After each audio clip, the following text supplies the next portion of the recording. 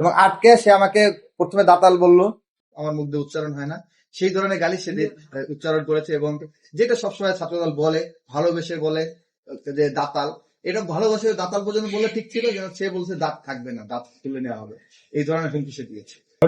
যাদেরকে সিট দেওয়া হয়েছে, এটা আমাদের চরিত্র প্রত্যেক মানুষ তার ম্যাক্সিমাম ইন্টারেস্ট গেইন করতে চাইবে।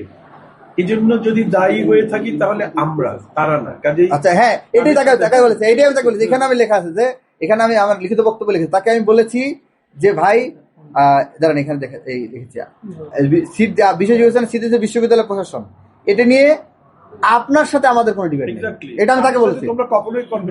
এটাই বলেছি আমি, দেখেন এখানে বলেছি স্যার, তাকে তো সিট দিয়েছে বিশ্ববিদ্যালয় প্রশাসন, আমি তার ভিতরে আমাদের বিবেচনার বিষয়। হ্যাঁ, আমি লিখেছি যে এখানে দেখুন আপনার সাথে আমার এটা নিয়ে কোনো ডিবেট নাই।